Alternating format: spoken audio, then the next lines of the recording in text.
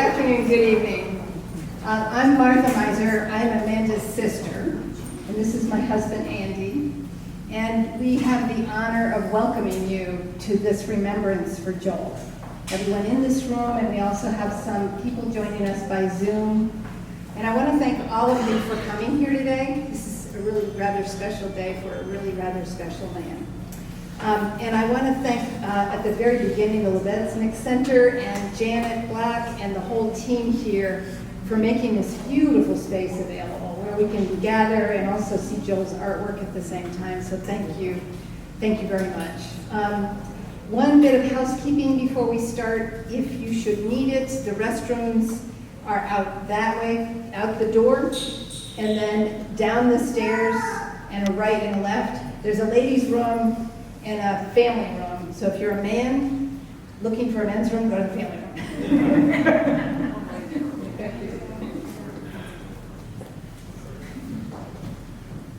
I feel real fortunate to be part of a very special community. This community. We knew and we loved Joel Paul DeGrand. And we knew him in our own way, and we knew him in special times in our lives and in his life. We knew him in special ways, and we knew him in different communities, in different contexts. And there's some people here I know, that I've spoken to you, that have just gotten to know Joel in the last, say year, 2 years, 5 years. So if you've just gotten to know Joel, would you raise your hand in the last 5 years? Very cool. Thank you. And there are people here who have known Joel 50 years or more. And I'd like you to raise your hand if you have known Joel. I think we have a person. Oh gosh, there they are. Down here. And on Zoom. Welcome everyone. So yes, and everyone in between 5 years and 50 years, it's really wonderful to be with you. What was I going to say? We have, I want to also say that, Joel, many of us knew Joel as a member of our family. So I'd really like to have the people who Joel was in their family, that they're family members. Raise your hand. Let's see who's here. Great. Many of you knew Joel as an educator, as a teacher. And if you knew him in that context, raise your hand. Just so we can see who's here. Anybody? Not here? How about that? I have an email from somebody. Amanda has an email from someone later on in the program. And, I got a list here. And many people knew Joel's beautiful, beautiful art and knew Joel in the world, in the art world. And if you're someone who puts yourself in that category, raise your hand. Let's see the artists in the group. I'm raising my hand for everything. Okay, I was going to address that. Thank you very much. You may find yourself in multiple categories here. All right? Very good. And then, of course, there are people who have known Joel as a client, as a patient, particularly in the last number of years of his life. And if you're here in the medical world, raise your hand. Technology. There we go. Right up here, right here. Terrific. And lastly, there are people who just simply, and this may include all of us, knew Joel as this exquisite, wonderful friend. And if you're in that category, raise your hand. Wonderful. Look around. I wish Joel was here to see this. So we're here to remember the inspiring, creative, loving life of Joel Paul DeGrand. Thanks for being here. Michael?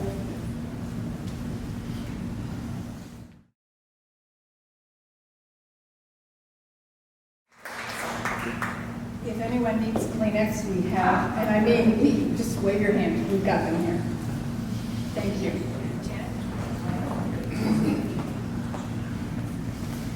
Thank you, everybody, for coming to celebrate the life of Joel DeGrand. I and somebody who knew him more recently. Can you hear okay? Okay. I wish that my husband was like Amanda, that I would have that beautiful legacy of we should just do it when we're alive, right? It was really stunning and moving. I'm here to talk a little bit about Joel as a photographer, but I obviously am really overwhelmed by all the love in the room, just of what a friend and important person that he was to everybody.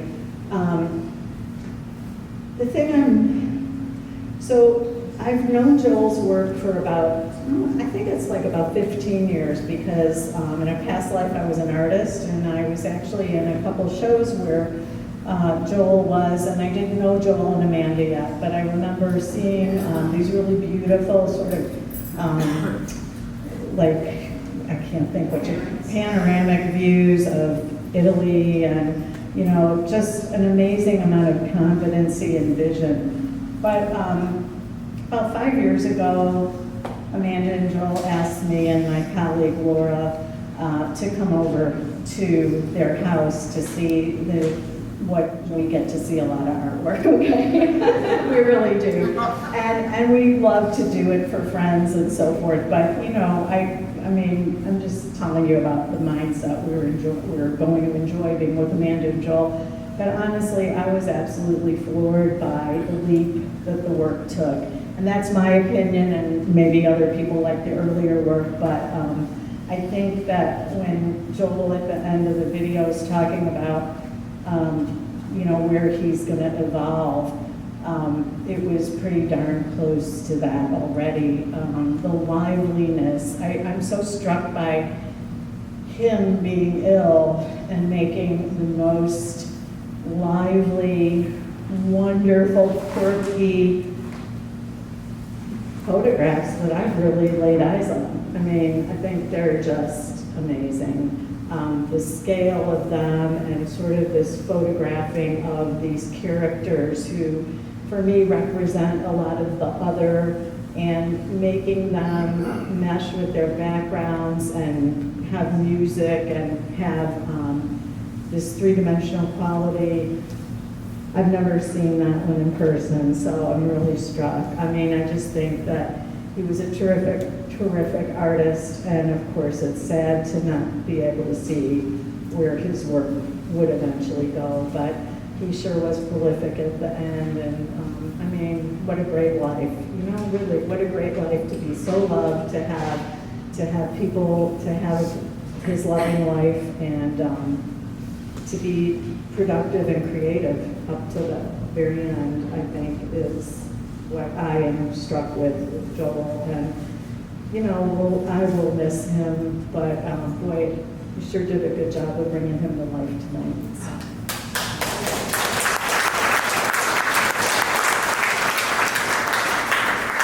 Thank you, Janet. My name is Laura Fosberg. I'm the Director of Exhibitions here at the Lubeznik Center. And unfortunately, I had only met Joel at the end of his life in the last 5 years. But I do want to say a few things about him. One of the signs of a true, real artist, not a Sunday artist, not someone who really likes to make beautiful things and that's about all. This guy was driven to make artwork. There was no stopping him. Didn't matter how sick he was. I saw him in some very fragile stages. He did not care how he felt. He wanted to talk about the work. He was so serious about it, so committed. And, before I went to his studio, I thought I better check out his work. I really know who this guy is. And the thing I was struck about most in his work is, no matter what he was doing, he was a portraitist. He was making portraits. So he got an incredible grant from the National Endowment for the Arts to photograph Pittsburgh. When you look at these photographs, it doesn't matter if they're storefronts, if they're people, if they're skyscrapers. if it's just a shot down a road, man, they have portraits of the city. And that is not easy to do, just so you know. It's, you know, life is different now. Everybody has a camera in their pocket. But that wasn't the case for Joel. He came up with, you know, 4x4 cameras, old school photographer. Not digital, very, very expensive to make this kind of artwork. And again, back to his commitment, you have to spend a lot of money. You have to be really committed to these images. And this last body of work, like Janet said, wow, the improvement, the leap. So when I went to talk to him about his work, we kind of talked about the history of the art world in Chicago and kind of what he's coming out of and why this work ended up being how it is. Again, it was really about portraiture. And, you know, I had to be super honest with them. Joel's work is like right on the edge of being really cheesy. This could go south really fast. And he laughed, he totally knew what I was talking about. No, when you start sticking glitter and stuff like that on your photographs and your paintings, you're threading a needle there. And I was afraid for him, honestly. You know, I wasn't super confident. And then we showed his work here. He pulled out all the cheesy stuff and really refined. And you'll find in the last body of work that he did, the objects that he chose to include were way more sophisticated and way more thought out than in the very beginning, in the first pieces he was making. So even within just that body of work, his improvement was like so fast, so incredible, and he was so sick. So I just want to give kudos to this guy and his commitment and his reality as a committed artist his entire life with a deep and hilarious sense of humor. Again, not easy to do. So thank you, Joel.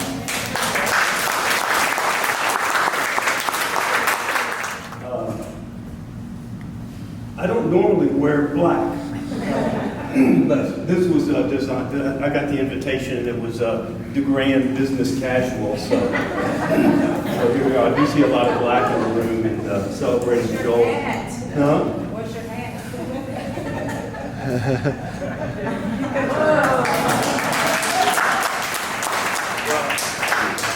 We're going to talk a little bit about that because I can put on the hat, but I can't be the cool. My name's Michael Fondo. I'm married to Sarah, who's Amanda's sister. And I first met Joel in 2000. Amanda's parents are celebrating their 50th wedding anniversary.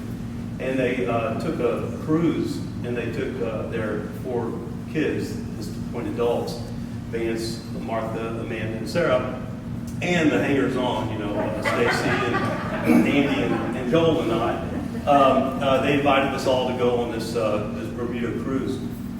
Well, when I heard Joel and Amanda had just recently gotten together, and when I heard that he was coming along, I was very interested to see how this was going to turn out. It's not that the Frymans, Amanda's family, it's not that they're mean or something like that. They're very inclusive people. And I used to joke that they were so inclusive that they included you whether you wanted to be included or not. And this was the part that I was interested in seeing how Joel would respond to. Well, you know, he was phenomenal. You know, it was easy to meet him. Immediately on meeting the family, what strikes me is that Joel was just Joel. There wasn't more. There wasn't any less. He wasn't trying to be something else. He was just being Joel. And he was freaking cool. And Andrew and I especially were thrilled to have some cool because we've got none of it. That's my point. I can put on the hat, and I can't do the cool. Joel just had the cool down, and I love that. The other thing that we shared a lot, and he soon brought Kara and Colton, and got to meet them as the years went by, and kind of brought his family in, and they became part of the clan, and ultimately, we took a trip to Italy also. This was the three sisters and the hangers-on. And the only thing that was greater about that trip in the Tuscany, landscape was how well the group got together. And this again, the point here with Joel is just that he was easygoing. He was not a difficult guy to hang out with. He was just himself all the time. We shared other things too. We shared the love of strong, successful women. And Vance, their brother, has a strong, successful woman in his life also. And we celebrated that. It was great. We also shared the trials and tribulations of being married to strong, successful women.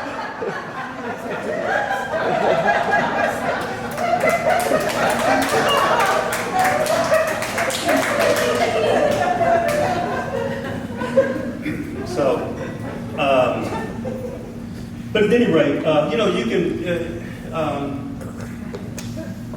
family can bring you together, but it doesn't make you friends. And Joel was my friend, and it didn't start off always that way. We shared something. We shared this love of the arts.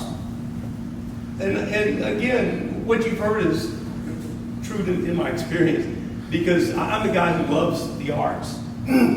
Joel was an artist, and there's a difference.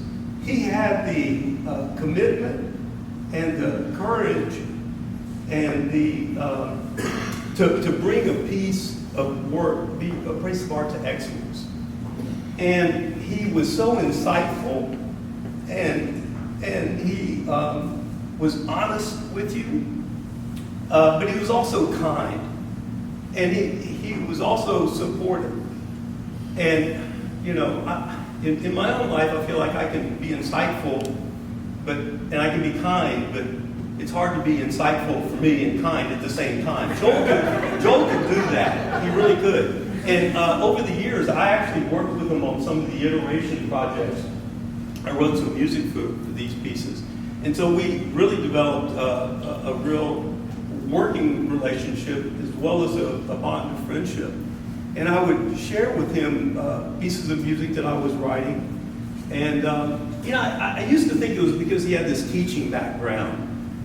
But I've just come to think that he had that capacity to explain things and keep, criticize, but also encourage. But I recently thought that's just how he was. He just had that. So, gosh, I don't know what to say. Ultimately, I guess a couple of things. Thanks to Amanda for bringing this guy, Colton and Kara, into our lives. We're so much richer for that.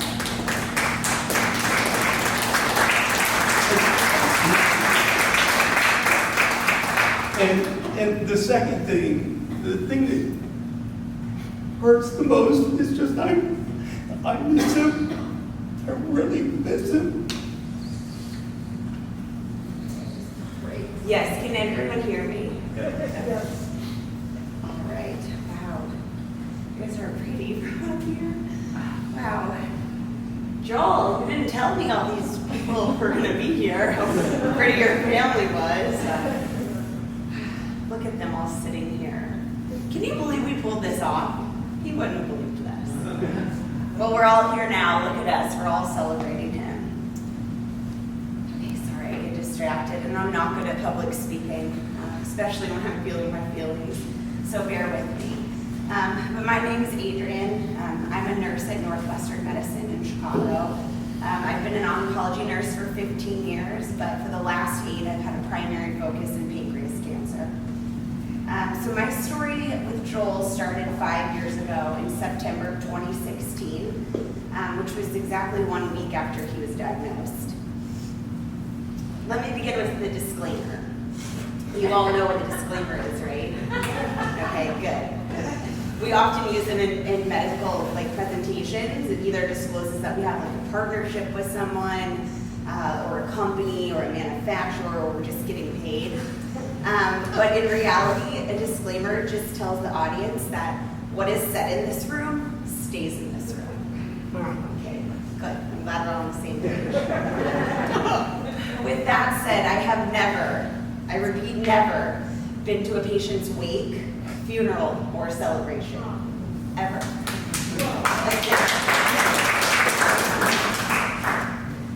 This is for me, right? See, in order to maintain my sanity year after year, cancer patient after cancer patient, it's important that I set boundaries so that my tank stays full for the next person. I always think of boundaries as the distance at which I can love you and me simultaneously. But here's my disclaimer. I had absolutely no boundaries when it came to Joel DeGrand. He was my favorite, no doubt about it. I would have done anything for him, you name it. Why was he my favorite? Well, I don't have to explain it to you all because I bet that he was your favorite too. But just in case you're wondering, then I will tell you why. First, Joel was always a glass half full kind of person. Every time I saw him, he would say, "Hi, how are you? How are things going?" He acted like we were meeting for a cup of coffee or at a social event just to catch up. You would have never known that I was meeting him to discuss surgery and reconstructing his entire GI tract. He always had a positive spin on things. I would say, "Okay, Joel, we're gonna take out half your pancreas. You're gonna have to learn to eat again. You're gonna be messed up for a while." And he would say, "Okay, then what?" He was just so refreshing. Second, Joel never complained. Never. I can only explain this to you by reading some data points. From the time of Joel's diagnosis in 2016, he underwent 6 major operations, 20 invasive procedures, 54 doses of chemotherapy, 25 rounds of radiation, 164 needle sticks, 14 hospital admissions, and 103 in-person medical provider visits. And that's just an overview. I'm telling you these numbers because you probably didn't know just how much he actually went through, because he never complained. So for those of you that have fear of the dentist or needle sticks, please just remember Joel's string the next time that you feel that dreaded feeling. Heck, he likely could have been granted Illinois residency based on the number of trips that he made to escape nationwide. Not to mention parking. Do you realize how much parking is at Northwestern? It's outrageous.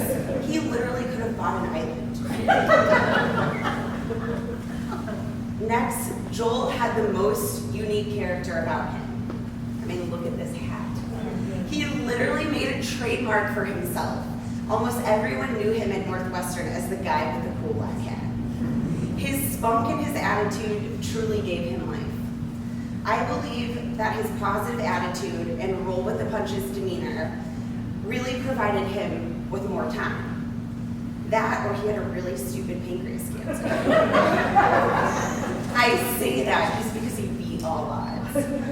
Think about it, from the time of his diagnosis to now, which was over 5 years, that's a miraculous amount of time. It defies the odds.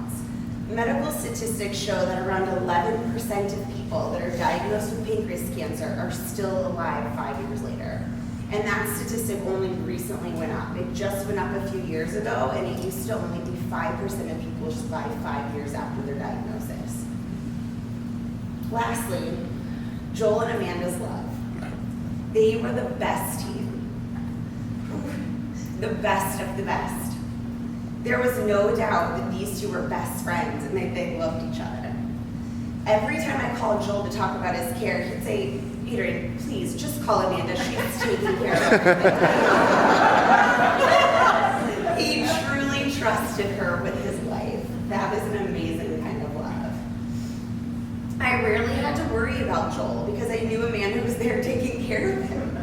She never missed an appointment, a surgery. COVID does not count. Infusion, procedure, test, lab draw, you name it, she was always there by his side.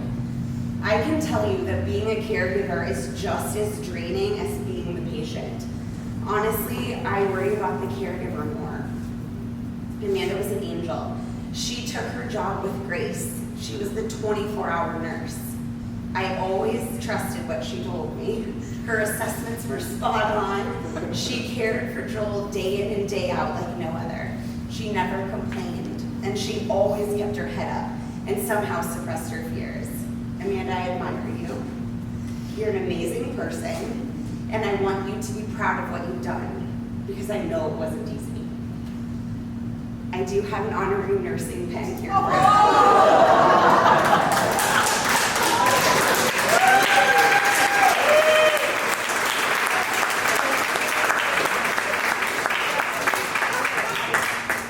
It's for you, yeah. In honor of your hard work, your dedication, and your newfound nursing skills. So welcome to the nursing club. It was a pleasure getting to know Joel and to take care of him during his difficult times.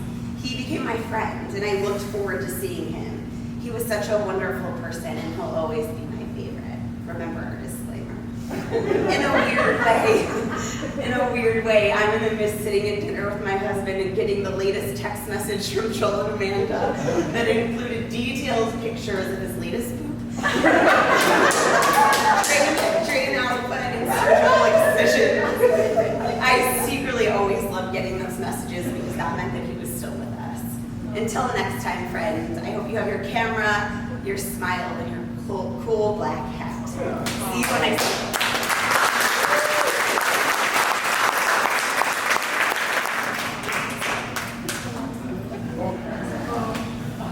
Okay, I had read everything down because I'm old and you forget like a word finding difficulty, like right when you want to say Key West and you don't know what's going to be. So my name is Kathy Winnick. I have been Joel's home care nurse for more than 2 years. I have been doing home care for almost 40 plus years. I don't know, I don't look it.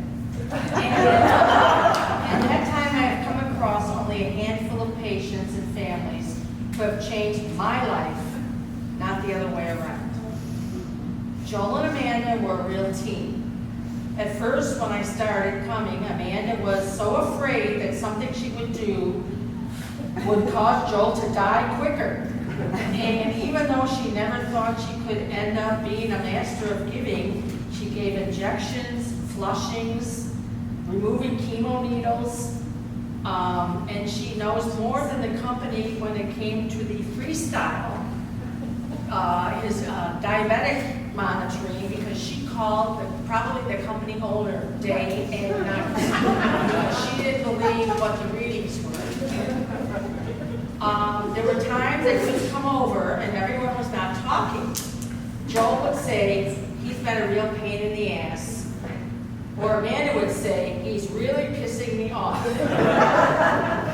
He would often tell her he was in no pain, but then he would tell me his pain was at a 6. There was always, honey, why didn't you tell me this? He was so worried that taking care of him would overwhelm Amanda and she wouldn't be able to cope any longer. Amanda was brave enough to know that Joel, that he was living a normal life. That is why she traveled east. She went to Texas and even to Key West. All this as we held our breath during COVID. Don't get me started on his motorized bike. He ordered it, put it together with help, and even tried to ride it. We were so relieved when it stopped working. Between you and me, I'm sure Amanda pulled a plug somewhere. We came up with a new medical term to describe the mood of any one of us when we were reaching our limits. That word was, we were loopy. What struck me the most when I first got to watch today's video, which I saw a little bit before you guys did, is Joel actually had beautiful hair. Secondly, he was a very strong and handsome man, living life to the fullest. These last few months, I often called him Waldo, as he was always wearing a stocking hat and his trademark round glasses. When he wore his walking hat, and I mean his working hat, he looked like Walter Heisenberg from Breaking Bad, way before the time. Although his life was shorter than any of us would have wanted, he lived his life to the fullest. I know this was a big change for Amanda, but I trust she will meet the challenge as she will with all the other challenges she met with courage and dignity. As a nurse, I went there to help and teach. Little did I know I would become the student. And I learned so much life's lessons from them. Most of all, what it means to be there for each other in the good times and the bad. All you need is love.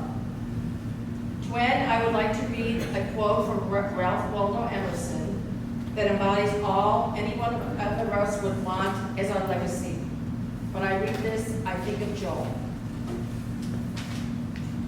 To laugh often and much, to win the respect of intelligent people and the affection of children, to earn the appreciation of honest critics and endure the betrayal of false friends, to appreciate beauty and to find the beauty in others, to leave this world a bit better, whether it be by a healthy child, a garden path, or a redeemed social condition, to know that one life has breathed easier because he was in the world. This is to have succeeded. Love you, Joe.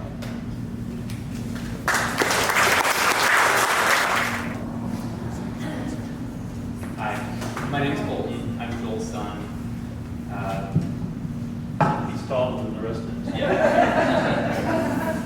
Thank you all so much for coming, and thank you for the wonderful things that you said tonight, and for everyone who helped coordinate and contribute to everything today. I've been thinking back through memories of Joel, and he used to read us stories as a kid a lot, and not just any stories, not just like Winnie the Pooh or Dr. Seuss. He would pick up Lord of the Rings and read that to us.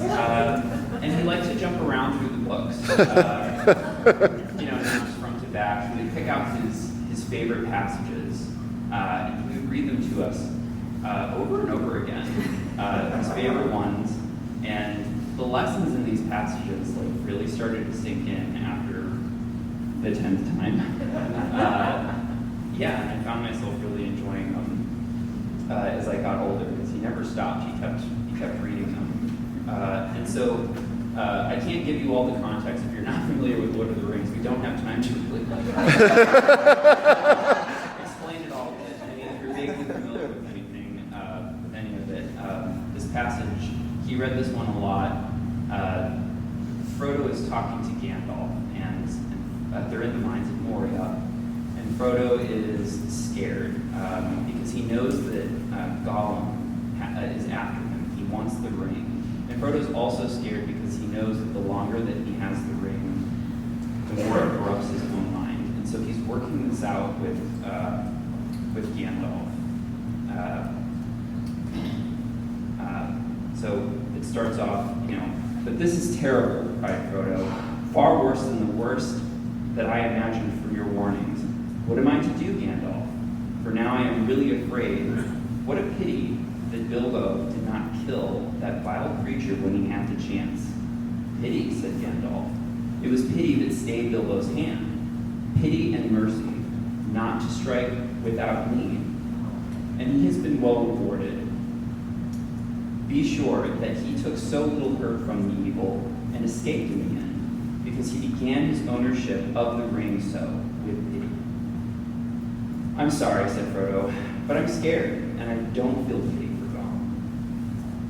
You have not seen him, said Gandalf. No, and I don't want to, said Frodo. I can't understand you. Do you mean to say that you and the elves have let him live after all the horrible deeds? Now, at any rate, he is as bad as an orc, or just an enemy. He deserves death.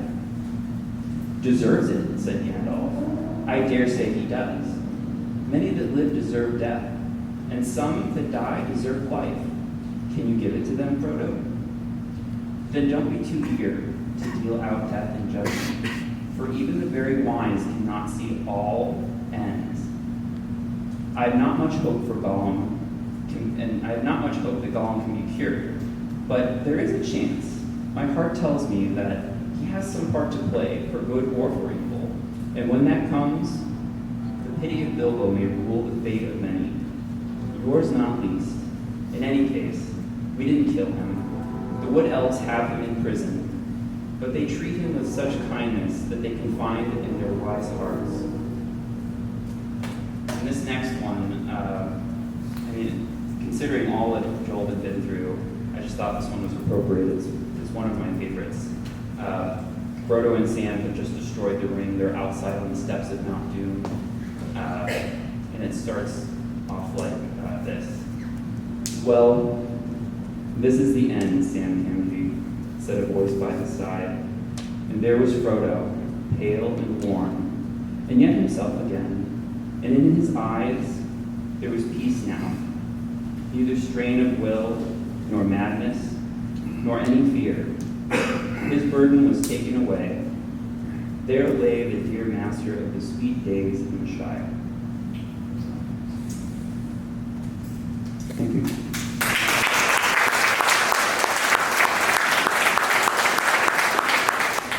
A little bit of an introduction. Some of you talked about Joel as all the different ways we know him, and we haven't mentioned Joel as cat lover. He's a very important cat lover. And actually it's where Amanda and Joel met through their mutual love of cats, because he was your cat sitter. It's a unique story. In the last, I don't know, less than a year, right? Amanda and Joel adopted a little cat. 2 years, sorry. Peanut, right. So some of you may have not have met Peanut yet, but you're about to. Hi, is this on? Oh, okay, hi.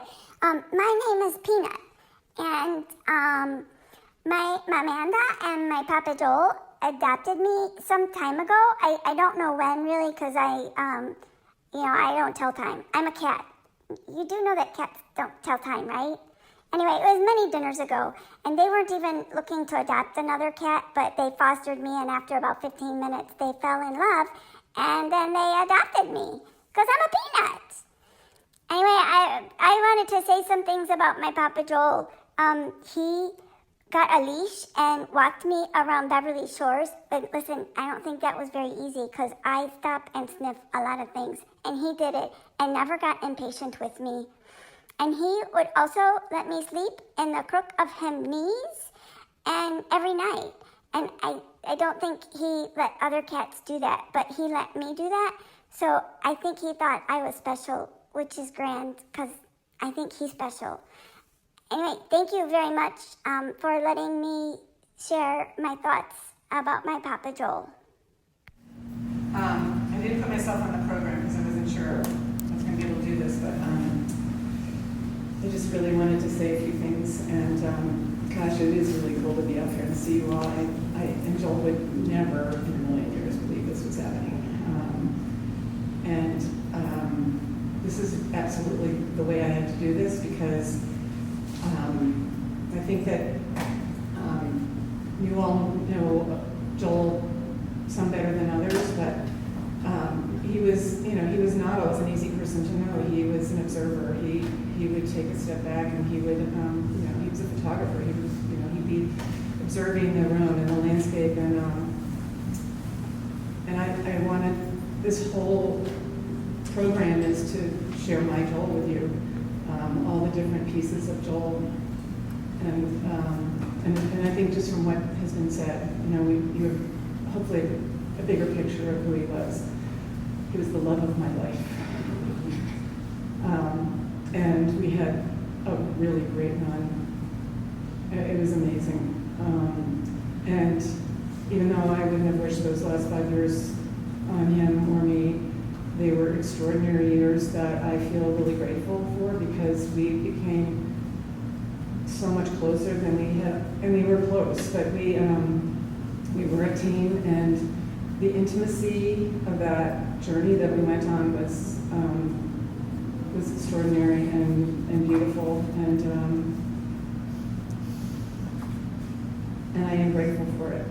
I am grateful for it. So I went ahead without my thank you. So I wanted to thank all of you for coming. I want to thank Janet, Laura, and Tim from the Besnick Center, Martha and Andy for your wonderful service, Michael, Adrian, Kathy for your sharing, Holton, my love, Joe for your support, Kara, who's with us here in spirit, Christina, my sweet Christina, for taking over and managing this, getting it out of my hands.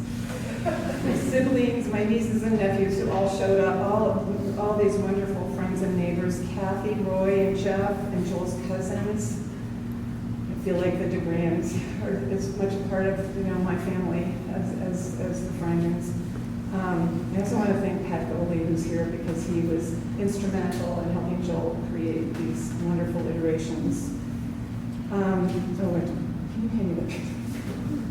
I wanted to read this one email because the piece that's missing is Joel as teacher, and it's because he hadn't taught over 5 years, and it was really hard to track people down. But I did find this email recently. Dear Professor DeGrand, hi there. My name is Maggie. I was in your 2D design class last spring. I first off wanted to thank you. Your class was hands down my absolute favorite at Moraine. I truly enjoyed going to your class and looked forward to the assignments you gave us. One of my favorite days in your class was the day you brought in your portfolio for window dressing. It was so innovative and cool. That day I left class feeling fascinated and inspired, and not to sound like a kiss-ass, but proud to have you as a teacher.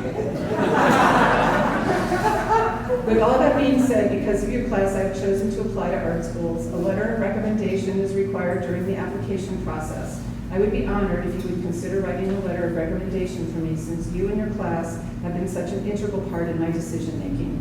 I truly wish there were more teachers like you. Thank you for your consideration, Maggie Brennan.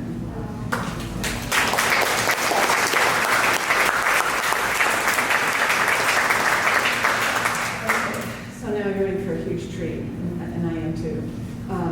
And this isn't just because it's a beautiful song sung by a beautiful person and played by guitar by a beautiful man. Kitty Forbush is an angel who arrived at our home 4 days before Joel died, and it was totally by coincidence. Kitty was an oncology nurse, or chemo nurse for 40 years. She and I went to college together. She'd never been to our home. She decided to come and visit in January. She was coming for our anniversary, which was January 1st, and it didn't work out, and it didn't work out. She showed up at our house January 16th. And by that time, and it was really fast, it was really fast. I asked her if she thought he should go into hospice, and she said yes, and then she was there for those 4 days. And he was in hospice for 36 hours because typical Joel, for all the hanging on that he did all those years, once he was done, and he was out of there. And I was really grateful for that. And Kitty was there for all of it, and we had hospice, but I didn't need anybody there. I had Kitty upstairs, and he trusted her so much that it was just an amazing miracle. And Joel, he died. He was able to, he was home, and we were together, and it was under he was in charge. And one of the last things I said to him was, "You're finally back in control of your body," and he said yes.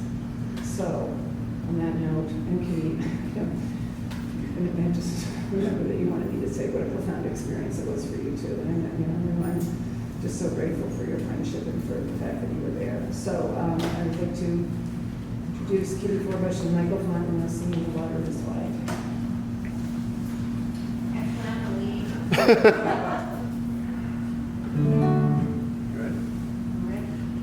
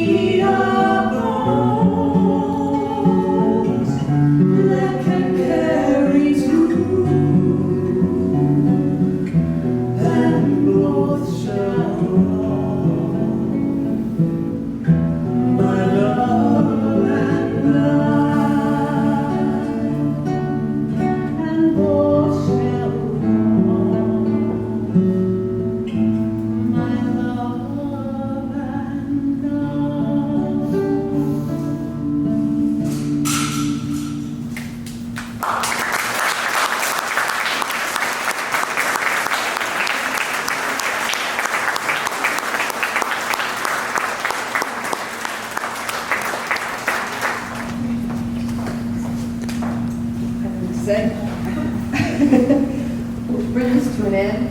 Take a moment. Don't rush. Just be present for a few minutes. And when you're ready, it's time to say goodbye. Thank you very much.